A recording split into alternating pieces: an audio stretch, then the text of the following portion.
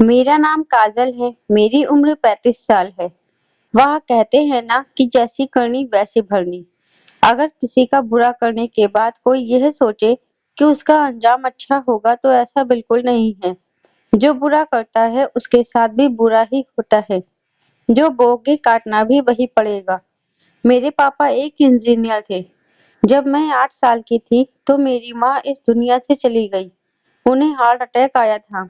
तब मैं बहुत छोटी थी। मुझे पता ही नहीं चला कि हार्ट अटैक क्यों आया था।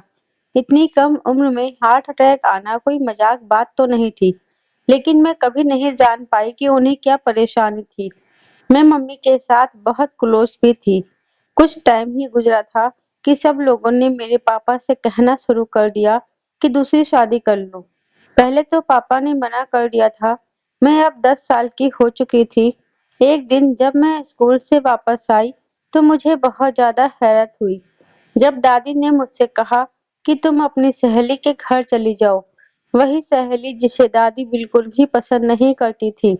सहेली से दादी इतना चिढ़ती थी कि वही सहेली आज इतनी प्यारी हो गई कि मुझे भी उसके घर भेजने को राजी हो गई थी। मैं भी खुशी खुशी उसके घर चली गई। जब रात के वक्त मैं घर आई तो मैं बहुत हैरान थी क्योंकि घर में हल्की फुल्की हलचल थी। मुझे समझ नहीं आ रहा था कि ये क्या हो रहा है। यहाँ सब बहुत अजीब लगा। इतने लोग क्यों थे और यह सब कहाँ से आए थे, क्योंकि मैं उनमें से किसी को जानती ही नहीं थी। सब लोगों के बीच दो लोगों को देखकर मेरी हैरत की इंतहा नहीं रही। दोनों ही सजे सवरे शायद अपनी नई जिंदगी की शुरुआत कर रहे थे। मेरी सबसे पहली नजर अपने पापा पर गई जो कि दूल्हा बने बैठे थे। मेरे तो जैसे पैरों तले से जमीन ही निकल गई। मैं उस वक्त कोई छोटी बच्ची नहीं थी। वक्त और हालात ने मुझे वक्त से पहले समझदार कर दिया था। मैंने पापा के साथ बैठी हुई औरत को देखा जो कि बहुत जवान थी। पापा से तो कई गुना ज्यादा छोटी लग रही थी। मेरा दिमाग तक घूम गया जब मैंने देखा कि दादी ने उस औरत के साथ पापा को कमरे में भेज दिया। मुझे बहुत हैरत हुई। यह कैसा जुल्म है जो सब लोगों ने मुझ पर कर दिया था। मुझसे कुछ साल बड़ी लड़की को मेरी ही माँ बना दिया था। मैंने जब दादी से पूछा कि ये सब क्या हो रहा है, तब मेरी आंखें फटी की फटी रह गई जब उन्होंने कहा कि मैंने तेरे बाप का घर आबाद किया है ताकि तू आबाद हो सके। मुझे दादी की बात समझ नहीं आई, लेकिन मेरे लिए सच्चाई को अपनाना बहुत मुश्किल था कि मेरे पापा ने शादी कर ली। मैं रोते हुई अपने कमरे में चली गई। मेरा सारा दिन इसी सोच में गुजर गया कि अब क्यों पापा ने शादी की, और वह भी खुद अपनी उम्र से छोटी लड़की से। उनका कोई जोड़ नहीं था। अब अगले दिन मैं उस लड़की का रवैया देखकर परेशान हो गई। वह नौकरों पर ऐसे हुक्म चला रही थी जैसे कि यहाँ की बड़ी मालकिन यही हो और ना जाने कब से यहाँ पर रह रही हो। मुझे अपनी सौतेली माँ का यह रवैया बिल्कुल पसंद नहीं आया था। मेरी माँ ने तो किसी से सख्ती से बात भी नहीं की थी। मुझे तो उसे मम्मी कहते हुए भी शर्म महसूस हो रही थी। मुझसे कुछ साल बड़ी लड़की मेरी माँ नहीं हो सकती थी। मैं नाश्ते की मेज पर गई तो वहां पर पहले ही पापा की दूसरी बीवी बैठी हुई थी। मैंने भी जाकर नाश्ता करना शुरू किया। अभी पराठे पर हाथ ही रखा था कि जब मेरी सौतेली माँ ने मेरे आगे से पराठे की प्लेट छीन ली। मैं इन सब के लिए तैयार नहीं थी तो मैं अचानक उनके ऊपर चीख गई। लेकिन अगले ही पल मैं अपनी सौतेली माँ को देखती रह गई जब उन्होंने मेरे गाल पर एक चांटा लगाया। मुझे समझ में नहीं आया कि आखिर उसने ऐसा करा ही क्यों था। मुझे थप्पड़ मारना, मेरे सामने से नाश्ते की प्लेट हटाने का आखिर उसका क्या मकसद था। इतनी देर में दादी बाहर आई तो मैं रो रही थी। दादी ने मुझसे पूछा कि क्या हुआ है। इतने में मेरी सौतेली माँ बोल पड़ी कि ये पराठे खाने जा रही थी तो मैंने इसे रोका क्योंकि ज्यादा चिकनाई की चीजें खाने से ये मोटी हो जाएगी, फिर रिश्ते भी नहीं आएंगे। मेरी माँ मेरे भले के लिए यह सब कर रही थी और उल्टा मैं उनसे बदतमीजी कर रही थी। मुझे तो हैरत का झटका लगा अपनी सौतेली माँ का कारनामा सुनकर। मेरी दादी मुझे गुस्से से मेरी तरफ देखने लगी। इससे पहले मैं कुछ कहती मेरी दादी ने मुझे डांटकर मेरे कमरे में जाने को कह दिया। मैं दुख से निढाल होकर यह सोच रही थी कि कल की आई लड़की मुझसे ज्यादा सच्ची हो गई। रात को जब मेरे पापा घर आए तो मैंने उन्हें बताना चाहा लेकिन मेरी सौतेली माँ ने उन्हें अपने कामों में लगा लिया, जिससे वह मेरी बात ना सुन सके। कई दिन ऐसे ही गुजर गए। पहली वाली रौनक अब खत्म हो चुकी थी। पहले मेरी माँ मेरे खाने-पीने का ख्याल रखती थी, अब किसी को मेरी परवाह नहीं थी। पापा भी सारा दिन काम में बिजी रहते और जब घर आते तो सौतेली माँ उन्हें अपने काम में लगा लेती। वक्त गुजरता गया, मेरे ही घर में अब मैं कोई मायने नहीं रखती थी। पापा की दूसरी शादी के बाद 1 साल में ही मेरी दादी हमें छोड़कर घर चली गई। पापा हर वक्त तो मेरी नई माँ के पीछे-पीछे रहते और मुझे डाँटते रहते। मैं हर वक्त अपनी माँ को याद करके रोती रहती, तो मुझे रोने भी नहीं देते। जब मैं रोती, तो उस रात मेरे पापा से शामत आ जाती, क्योंकि सौतेली माँ पापा को भड़का देती कि मैं इतना प्यार करती हूँ, तब भी यह रोती रहती है। सब तो यही सोचेंगे कि मैं खुश नहीं हूँ और सौतेली माँ मुझ पर जुल्म करती है, जिससे पापा गुस्से में आ जाते हैं और मुझ पर हाथ भी उठा देते हैं। मेरी सौतेली माँ जो चाहती थी, वह हो रहा था। सबको मेरे खिलाफ भड़का दिया था। बहुत मुश्किल से मैंने यूनिवर्सिटी में एडमिशन लिया, तब मेरी जान छूटी। मैंने हॉस्टल जाने को कहा, तो मुझे रहने की इजाज़त मिल गई। मैं सिर्फ 6 महीने में घर जाती थी, वहाँ भी सिर्फ नाम का। सुबह जाकर शाम में पढ़ाई का बहाना करके वापस आ जाती थी।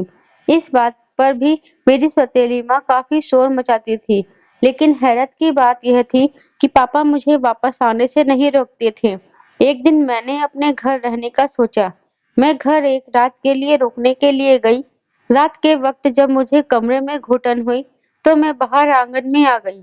थोड़ी देर के बाद मैंने अपने पापा के कमरे की तरफ देखा, तो लाइट जली हुई थी। मेरे पापा का कमरा मेरे कमरे से 3 कमरे छोड़कर था। हल्का सा दरवाजा खुला होने की वजह से रोशनी बाहर आ रही थी। मेरे पापा को रात में लाइट ऑफ करके सोने की आदत है। लाइट जल रही थी, मतलब पापा जाग रहे थे। तो दिल में छोटी-सी ख्वाहिश हुई कि पापा के साथ जाकर थोड़ी-सी बातें करूं। मैं पापा के कमरे में चली गई, जहां पापा किताब पढ़ने में व्यस्त हैं और सौतेली माँ उनके पास बैठी बातें कर रही थी। अभी मैं अंदर कदम रखती, तभी पापा और उनकी पत्नी की बातें सुनकर मेरे रोंगटे खड़े हो गए। मुझे यकीन नहीं हुआ कि जब मेरी सौतेली माँ ने कहा कि आप अपनी बेटी को घर बुला लें, हॉस्टल ना भेजा करें। जिस पर मेरे पापा ने कहा कि फिजूल में अपनी माँ जैसी ही है यह भी, इसे वहीं रहने दो, जान छूटी हुई है। मैं पैसा भी अगले महीने से भेजना बंद कर देता हूँ। खुद कमाएगी, खुद पढ़ेगी, घर आएगी तो फसाद ही डलवाएगी, अपनी माँ की तरह। उन्हें मेरा जरा सा भी फिक्र तक नहीं थी। मुझे ये सब सुनकर बहुत ही गहरा सदमा लगा। मुझे ऐसा लगा कि अपने ही घर में मुझे हर चीज़ काटने को दौड़ रही थी। मैं पापा के बारे में क्या सोचती थी और वह मेरे बारे में क्या सोचते हैं। मैं वहाँ से रोते-रोते वापस अपने कमरे में आ गई। मेरा बस नहीं चल रहा था, वरना मैं वापस उसी वक्त हॉस्टल चली जाती। अब तो मुझे नई फ़िक्र सताने लगी थी कि अगले महीने से मैं फ़ीस कैसे दिया करूँगी और 3 साल बाद तो मेरे लिए घर में जगह भी नहीं होगी। मैंने अब नौकरी करने का सोचा था। अगले दिन मैं वापस हॉस्टल चली गई थी। मैंने अपनी सहेली से जॉब के लिए कहा, तो उसने मुझे भी नौकरी पर लगवा दिया। सैलरी अच्छी थी, जिससे मेरा कॉलेज का खर्चा और खाने-पीने का खर्चा आराम से निकल जाता था। लेकिन अब मुझे रहने की भी फ़िक्र थी, क्योंकि मेरी पढ़ाई पूरी ही होने वाली थी। सारी ज़िंदगी तो मैं हॉस्टल में नहीं रह सकती थी। तभी मैंने 2-3 बच्चों से ट्यूशन पढ़ाने को कहा। मैं अपनी पढ़ाई करने के बाद बच्चों को ट्यूशन पढ़ाया करती थी। एक दिन मेरी हैरत की इंतहा नहीं रही कि मेरे पास बहुत से स्टूडेंट ट्यूशन के लिए आए। मैं उन्हें ट्यूशन पढ़ाऊँ, मुझे बहुत ज़्यादा खुशी हो रही थी।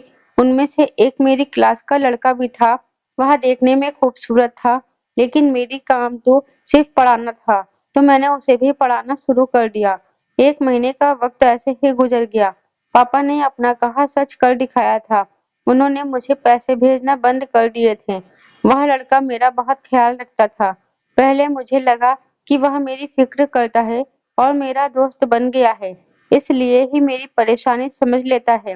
लेकिन एक दिन मेरी हैरत की इंतहा नहीं रही, जब उसने मुझसे अपने प्यार का इज़हार किया और कहा कि वह मुझसे शादी करना चाहता है। वह भी मेरी तरह पार्ट टाइम जॉब करता था। उसकी फैमिली में बस एक भाई, एक बहन और मम्मी थी, जो उसके साथ रहते थे। घर वालों की तरफ से बहुत अमीर था। उसके पापा का एक्सीडेंट में देहांत हो गया था। पापा के देहांत के बाद किसी ने भी कभी भी उसका कुछ नहीं हालचाल पूछा था, इसलिए उसने भी सबसे रिश्तेदारी खत्म कर दी। मैंने भी अपनी सारी दास्तान सुना दी, लेकिन उसका कहना था कि एक बार अपने घर वालों को बता दो। मैं भी यह सोचकर अपने घर वालों को बताने पहुंच गई, लेकिन पापा को देखकर मुझे बहुत खौफ महसूस हुआ। मेरी आंखें यह देखकर फटी की फटी रह गई जब मैंने पापा को अजीबोगरीब हरकतें करते हुए देखा, जैसे कि वह अपने होश में नहीं थे। पापा को न जाने क्या हो गया था और मम्मी न जाने कहाँ थी। मैं काफी देर परेशान रही। फिर मैं रात के बाद पापा के कमरे में गई तो मैंने देखा कि पापा की आंखों में अजीब सी बेचैनी थी, जैसे कि वह कुछ कहना चाहते हो लेकिन कह नहीं पा रहे हो। मैंने पापा से कहा कि मुझे कुछ बात करनी है। जैसे ही मैं कुछ कहती, एकदम से मेरी सौतेली माँ आ गई और पापा को कुछ देने लगी। पापा ने खाने से इनकार किया तो मेरी माँ ने जबरदस्ती की और उन्हें खिला दिया। वह खाने के आधे घंटे बाद ही उन्हें नींद आने लगी और वह सो गए। मैंने माँ से बोला कि उनकी तबीयत ठीक नहीं है, उन्हें डॉक्टर के पास लेकर जाओ, तो उन्होंने मुझसे कहा कि मैं यहाँ जांच करवा रही हूँ, तुम फिक्र ना करो। 3 दिन मुझे लगातार पापा के घर रहना पड़ा। आखिर 3 दिन बाद मुझे कहने का मौका मिला, तो मैंने जल्दी से पापा से सब कुछ कह दिया कि मुझे अपनी पसंद की शादी करनी है। पापा ने हैरत से मेरी तरफ देखा। मेरी सौतेली माँ पता नहीं कहाँ से पीछे आ गई और आते साथ ही शोक डालना शुरू कर दी, जैसे कोई मर गया हो। मुझे पता नहीं क्या-क्या सुनाया और बहुत गंदे-गंदे शब्द का प्रयोग किया। पापा भी होश में थे। तभी उन्होंने बेरहमी से मेरे चेहरे पर एक थप्पड़ मार दिया। मैं पापा को देखने लगी। उन्होंने मेरा जाना-आना बंद कर दिया।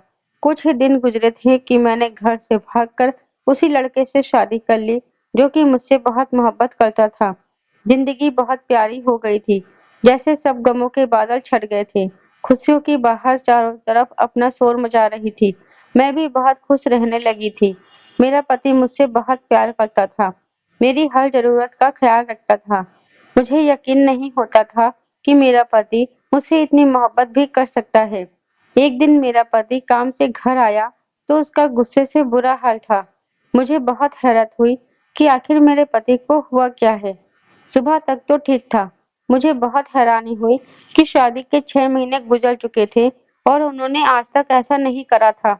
मैंने अपने पति से कुछ नहीं कहा और सारी रात आंसू बहाते हुए खुद भी सो गई।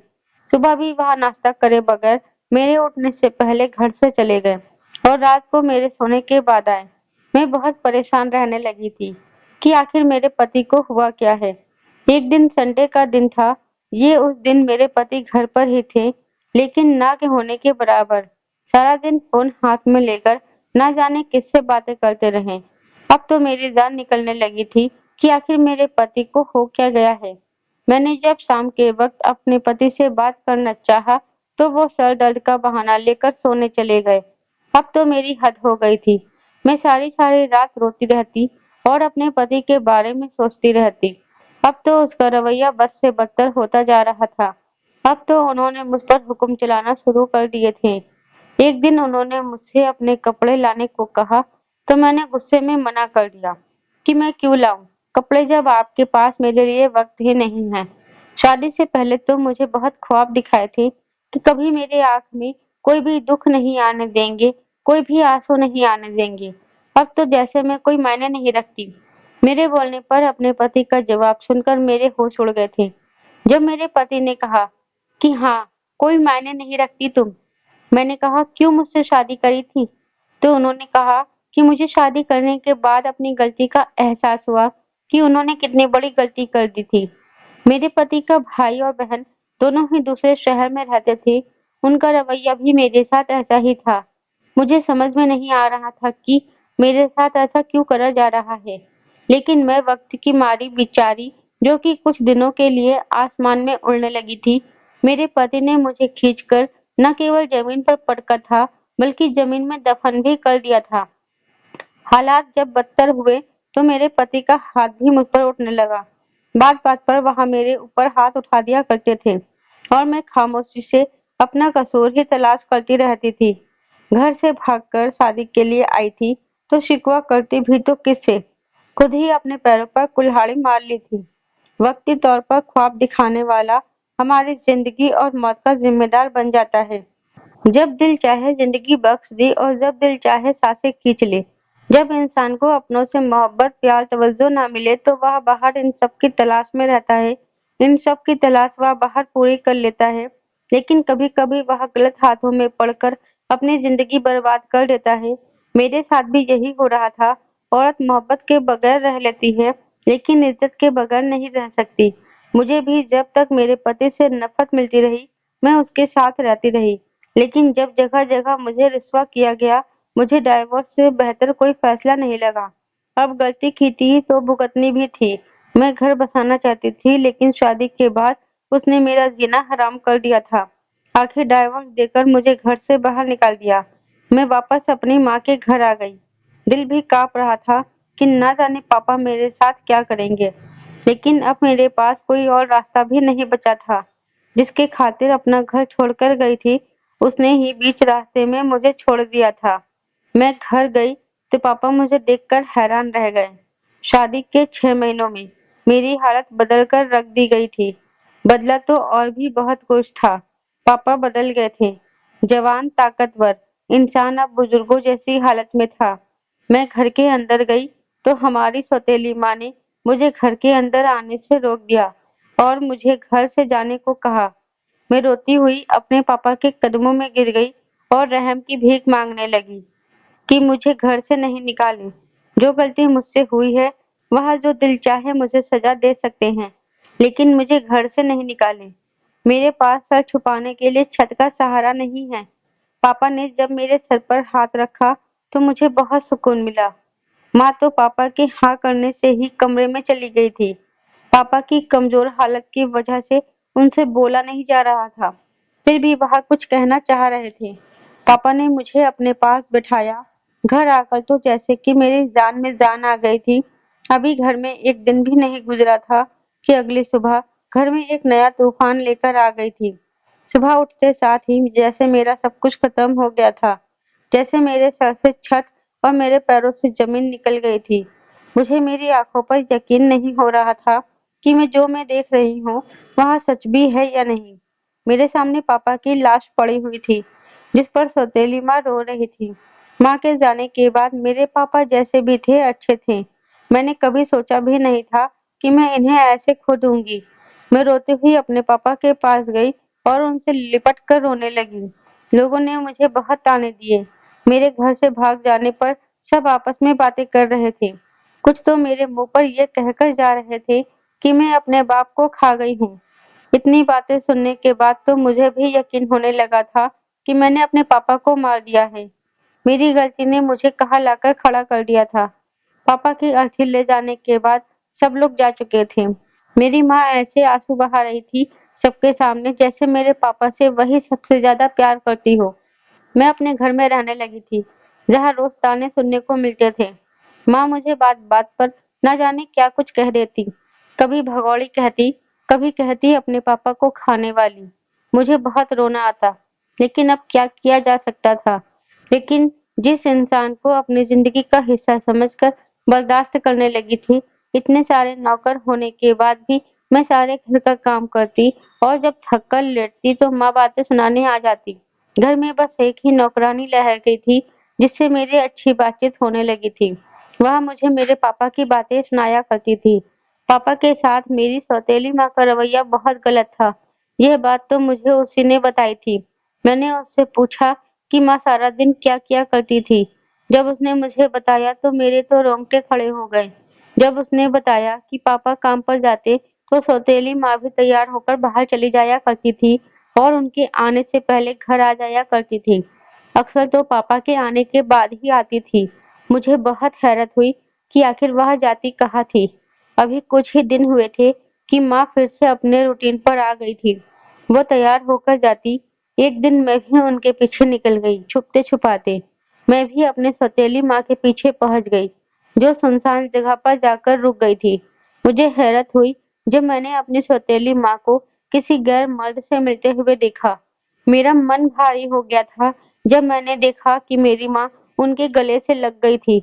मैं बहुत हैरान हुई और दुख के साथ वापस लौट आई। एक मैं थी जिसने अपना घर बचाने के लिए इतना कुछ करा, और एक ये थी कि जिनका रवैया अपने पति के साथ बिल्कुल अच्छा नहीं था। एक दिन मैं सुबह उठी और किचन में गई तो मैंने देखा किचन में बहुत से पकवान थे जो कि बहुत स्वादिष्ट भी थे।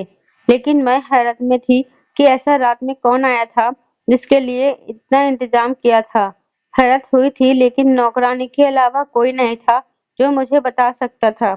लेकिन वह भी उस वक्त माँ के कमरे में थी। मैंने थोड़ी देर इंतजार किया और फिर मैं अपने कमरे में चली गई। अब तो हर दूसरे दिन ऐसे ही स्वादिष्ट पकवान तैयार किए जाते।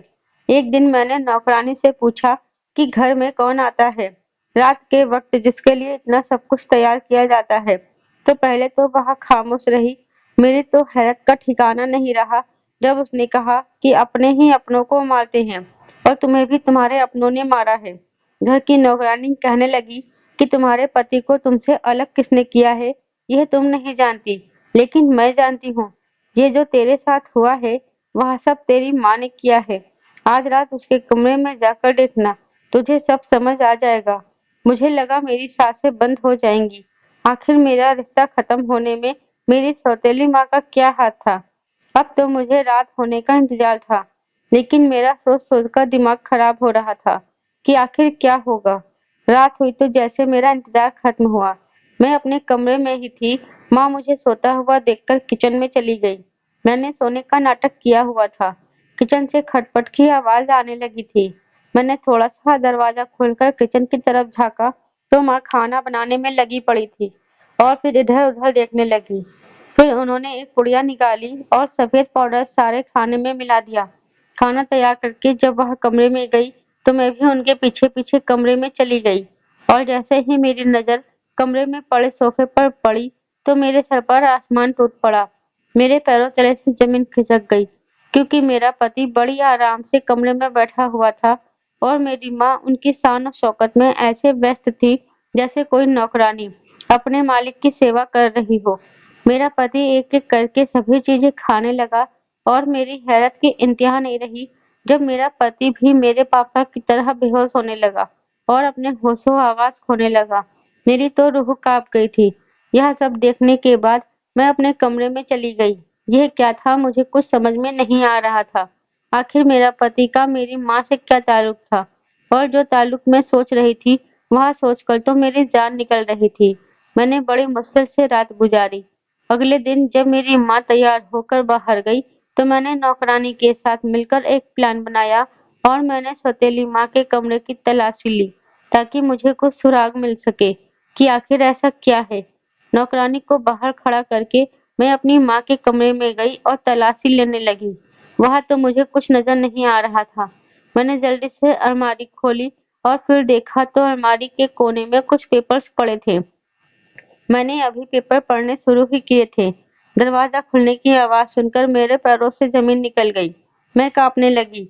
मेरी सौतेली माँ क्या थी, हम में से कोई नहीं जानता था। अभी मैं पेपर छुपाने ही वाली थी कि नौकरानी की आवाज सुनकर मेरी सांस में सांस आई।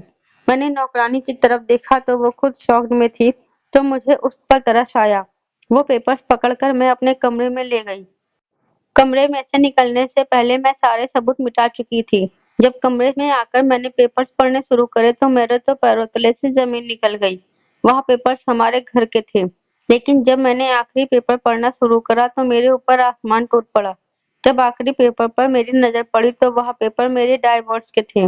वह मेरी माँ के पास क्या कर रहे थे। उसके नीचे एक पेपर और भी था जिसे देखकर मेरी तो जान ही निकल गई। वह पेपर मेरी माँ और मेरे पति की शादी के पेपर थे। उसके साथ ही मेरे पापा का डेथ सर्टिफिकेट भी था और पोस्टमार्टम की रिपोर्ट भी थी जिसमें साफ लिखा हुआ था कि पापा की मृत्यु नशे की हैवी डोज की वजह से हुई थी और कितने पहाड़ टूटने वाले थे और क्या होना बाकी था मुझे समझ में नहीं आ रहा था। कुछ और सोचती उससे पहले ही मेरी माँ की आवाज आने लगी। मैं हैरत में थी कि आज इतनी जल्दी कैसे आ गई, और फिर हैरत का दूसरा झटका उनका इतने चीखने पर लगा था।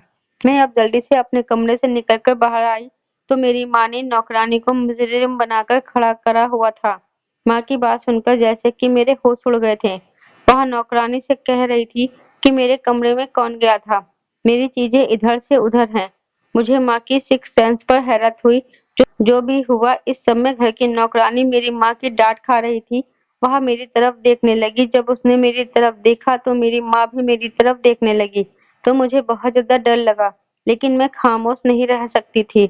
इसलिए मैं अपनी माँ पर बरस पड़ी और उनके चेहरे पर तमाम कागज दे मारे और बहुत बुरा भला कहा और उसे घर से निकल जाने को कहा।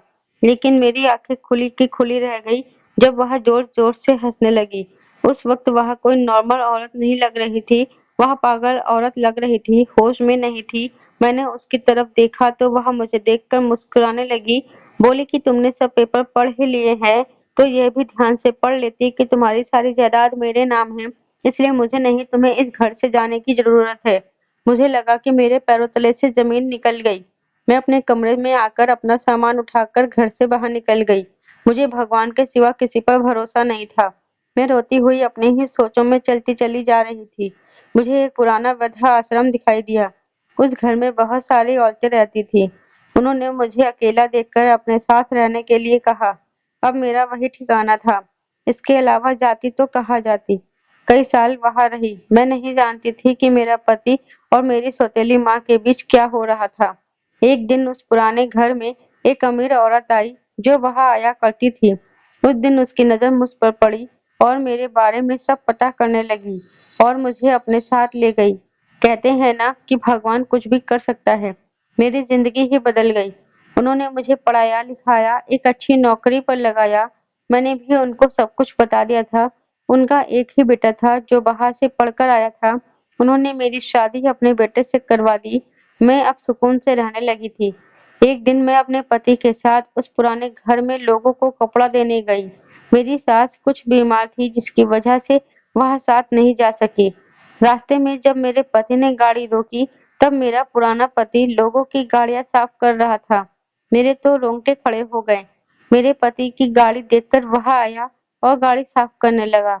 अंदर मुझे पाकर तो उसके होश उड़ गए, लेकिन इस बार मैंने अपनी नजरें फेर ली। भगवान जाने उन्होंने उसके साथ ऐसा क्या करा था जो कि वह इस हालत में था। पूरे रास्ते में इन्हीं सोचों में परेशान रही। वृद्धाश्रम के अंदर ही हमने सामान रखा और सभी लोगों को देने लगे। लेकिन एक औरत को देखकर मैं भगवान के कुदरत पर दंग रह गई थी। वह व्हील चेयर पर बैठी अपने मुंह को लटकाए हुए थी। जवान औरत भी बरसों की बीमार लग रही थी।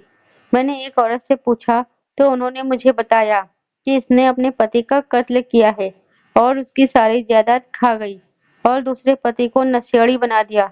न जाने किस-किस की बद्दुआओं का असर था कि यह बिस्तर पर पड़ गई और उसके घरवाले इसे यहाँ छोड़ गए। पिछले 4 महीने से ये यही है। मेरी आंखों से लगातार आंसू बह रहे थे, क्योंकि वह औरत कोई और नहीं बल्कि मेरी सौतेली माँ थी।